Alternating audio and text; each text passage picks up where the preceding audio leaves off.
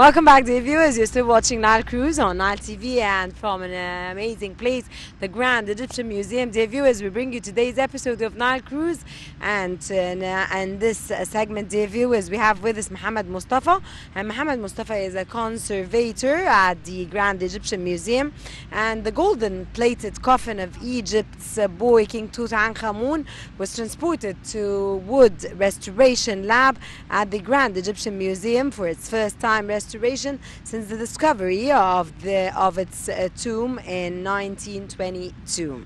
Initial screening of the coffin revealed multiple signs of damage, including several rifts between the layer and the gold cladding that also has some cracks in the coffin over and base. And to know more about this, dear viewers, the cover and the base, sorry, and to know more about this, Mohamed is going to be telling us more. Mohamed? Yes, Rana, the coffin will be displayed along with King Tut's other coffins, the recent discovery, of course, and possessions upon the museum's inauguration in late 2020. I want to ask Mohamed, first of all, about the significance of that late discovery. The coffins and the 30 coffins in Luxor described as one of the most important in recent memory. Really, it seems to be very important discovery, because we have 30 coffins together, and it's a painted coffin, but it stays in a very good condition. To be very important discovery, because we have 30 coffins together, and it's a painted coffin, but it stays in a very good condition. And now they are trying to make transportation to these coffins to the Grand Egyptian Museum in the Wood Lab that I am working there. So it seems to be very important for us to make more analysis and to make more documentation, to know more information about all secrets related to these coffins. Maybe jointing techniques, maybe all details related to this coffin. Wonderful, Mohamed. Yeah. Mohamed, some artifacts are made of organic and non-organic materials. What are the difficulties of dealing with each material, the organic and the non-organic? Yeah. Really, we are facing a big problems in the wooden lab, that we are daily received painted and gilded wooden artifacts. So we have a composite material between inorganic and organic materials. So it seems to be very difficult for us as a conservators to choose an ideal material to make a stabilization and to make a full conservation of these materials without any damage to the inorganic materials and organic materials. For example, we did a successful transportation for the gilded wooden coffin of Tutankhamun collection for the first time from the tomb of Tutankhamun in the Luxor to the wooden lab in the Grand Egyptian Museum. Seems to be very difficult in a very bad condition, because it's made out of wood, covered with gesso layer, then linen, then gilded layer. So we have several layers, inorganic and organic, in a very bad condition. But we have a specified process to apply on the artifacts, especially before doing a full conservation. We are starting with a full documentation by using cameras and non-destructive ways for a documentation first, to know more information about the case of this object. Then we are trying to make a non-destructive techniques in examinations, like X-ray radiography. X-ray radiography is very important for us to know more information about the jointing techniques and all friable areas that we couldn't be able to see under the gilded layer. After that, we are trying to apply a 3D laser scanner to get a 3D image for the coffin. Applied on all deterioration aspects on this coffin. After that, we are trying to know more information about the ideal materials that we are trying to do to make a full conservation. So we are starting with experimental study to simulate all deterioration aspects of the coffin, and we are trying to apply several materials to choose an ideal material in a conservation. And we have our process to evaluate the efficiency of several materials before doing a full conservation. After doing all this process, we can apply a full conservation. So it seems to be very difficult to process, but we have our ethics in conservation as well. So. Yeah, Mohamed, well, listening to Mohamed Rana talk, he made me feel like, the conservator to monuments is like the doctor to human beings, or the mechanic to cars, or the engineer to buildings. So a very important job, and a difficult one, I guess, that requires a lot of qualities. So I want to ask you, because you must be an artist in some way. So as conservators. When did you first, discover this love for this, or this passion, and why did you and how did you embark indeed on achieving your dream? Because I'm sure that you love what you do. I mean, for those of you who work in this field, you love what you do. I don't have to ask it. Yeah, I think it's related to my study, especially in the university. It seems to be very important and very interesting object. As you can see, you can imagine that we are dealing with artifacts. It's related to more than 3,000 years old. Seems to be very important and very difficult as well.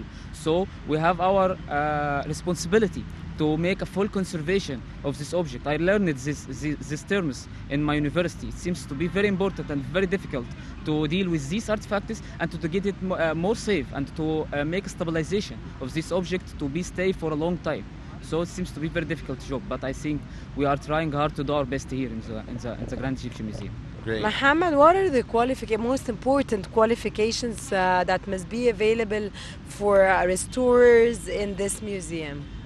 Really, especially here in the Grand Egyptian Museum, we started our degree in the Faculty of Archaeology in the Cairo University. This is in the merge or integration between the Japanese company that's helping in the museum and.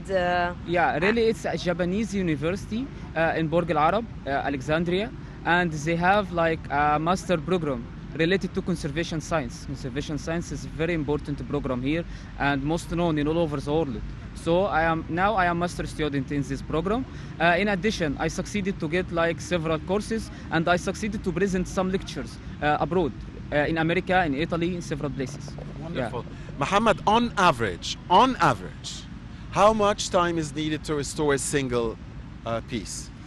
Maybe it depends. It's a case of the object itself. Yeah, that's why I asked it on average. Yeah. So maybe we can minimum and maximum, please. Yeah, maybe we can find an object in a good condition.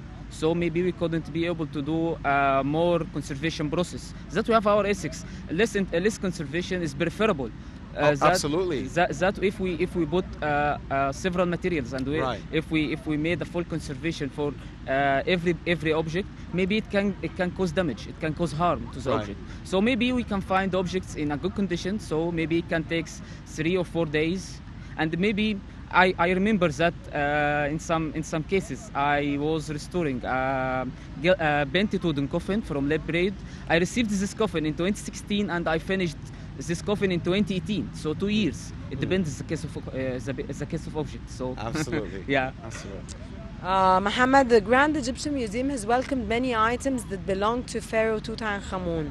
How important are these belongings for all the staff in the Grand Egyptian Museum and all tourism experts? Yeah, really, it's very important pieces in the history. And I think that in the wooden lab especially, we succeeded to do a successful transportation for the major important pieces of Tutankhamun. I mean that 3 gilded beds and 6 gilded wooden chariots of Tutankhamun from several places, from Tahrir Museum, Military Museum, and Luxor Museum. All these pieces together in the wooden lab seems to be very difficult challenges for us, and we have our responsibility to save these artifacts to be displayed as a one in one place. You know, in the Grand Egyptian Museum. All Tutankhamun collection will be displayed in the one place for the first time. Is it the biggest section, Mohamed? Yeah, it will be the biggest section because maybe a Tutankhamun collection now more than 5,000 pieces. So it's large pieces. It's gonna be the biggest section. Yeah, it's a big section. Yeah. So we have our responsibility for these pieces especially. But I just want to say something regarding maybe conservation point of view. Dealing with these artifacts, especially related to Tutankhamun collection. Maybe we are receiving Tutankhamun collection wooden artifacts in a good condition, and maybe also we are daily receive several artifacts from several places. Maybe it's not related to Tutankhamun. It's not for unknown person, for example, but in a very bad condition. So we are focus our work in this case. It's a very bad condition.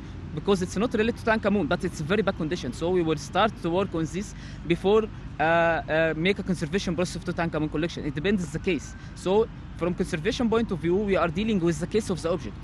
Maybe importance of the object as well is very important, but maybe we can find damaged pieces. We can focus our priority to make a conservation process of these pieces first. But really, we are receiving a Tutankhamun collection, especially related to gilded beds and chariots. Maybe it's related to very bad condition, because we can find some of objects they didn't made any conservation process of these some of beds and some of chariots since discovery. I mean since 1922. So maybe 100 years without any conservation process. So we have a big challenges in a conservation. It seems to be very difficult for us. Mohammed, what are the kingdoms and historic eras that need most of the work as far as restoration is concerned? I think now Tutankhamun collection. I think it's very important pieces. So seems to be very difficult pieces also. I think that we are focus our work now to Tutankhamun collection as a very important piece. Yeah. Great. And I guess what makes the recent discovery in Luxor very significant as well. You're so impressed by the recent discovery. Yeah. It is.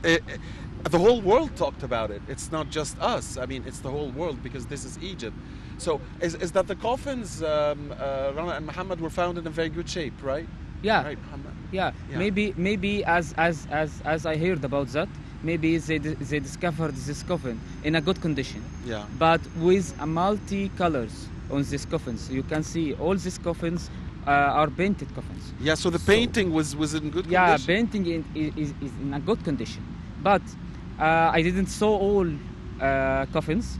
But from scientific point of view, here in the Old Lab, if they succeeded to make, if they succeeded to do successful transportation for these coffins to the Old Lab, maybe we have several non-destructive techniques, non-destructive ways to know more information about the kinds of pigments, the kind of wooden artifacts. Maybe it can we can make like more information about the history of these coffins, the history of these paintings, by using non-destructive techniques. So we are focus our work now to know if they will make a transportation for these coffins to the Grand Egyptian Museum. We are love to work in these cases. It seems to be very important. Okay, Mohammed, how many wooden artifacts are restored so far? And do you restore only wooden artifacts, or do you have other types of artifacts, not wooden, I mean other types? Yeah, really we have specified labs in the Grand Egyptian Museum responsible for each materials. We have wooden lab. He's responsible for doing a conservation process on the wooden lab only. The wooden artifacts? Yeah, wooden artifacts, painted or gilded. But it's wooden artifacts. Painted or gilded. What's gilded? Gilded, it's like gold leaves or gold sheets covered. Like Tutankhamun, yeah, the like golden Tutankhamun. one. Yeah, like Tutankhamun. And we have like a stone lab. He's responsible for doing a conservation process of a stone artifacts only. Like and alabaster and... Yeah, like statues, stone statues, and like all stone artifacts, inorganic materials. Like stone artifacts. Maybe we have also like metal lab. He's responsible for inorganic materials also, maybe coins, maybe metals, and we have human remains lab. He is responsible for doing conservation process of the mummies. Wow. Mohammed, are there important advancements recently in the world of restoration, and are we using these new techniques here in at GEM? Really, we are trying to use the latest techniques in the conservation process, based on the latest research articles. But we couldn't be able to apply all the results related to the latest researches on the artifacts. We should start with experimental study first. But after doing more experiments, and after doing the evaluation of the efficiency of the latest materials, we can apply all these materials to artifacts. Mohammed, one more question, because you're very interesting actually when it comes to conversation with you, Mohammed. Your dreams for this amazing grand museum that's the inauguration is taking place at the end of 2020 as a restorer. How do you see yourself, and how do you see this place? What do you expect to be part of this amazing, wonderful grand museum that's going to be one of the biggest or largest all over the world? Yeah, really, as a conservators and as a administration, we have a big dream to see or to reach the final opening of the Grand Egyptian Museum. It's the biggest museum in the world. And maybe I was traveling last June to Italy, and they asked me, what about the final opening of the Grand Egyptian Museum? They are very interested. They are very interested in visiting the Grand Egyptian Museum. It's a very important place, and maybe it's a very important source for the tourism. So we have our dreams, and as a conservators, we have a responsibility to see the artifacts after doing conservation process be displayed. So it seems to be very important, and we have a big dreams. Yeah. All right, Mohamed Mostafa, Conservator. Great pleasure having you with us. It's been very interesting. Thank you. Thank you so much. Thank you very much, Thank Mohamed. you. Thank you. Dear viewers, stay with us. We'll be back again. Don't go away.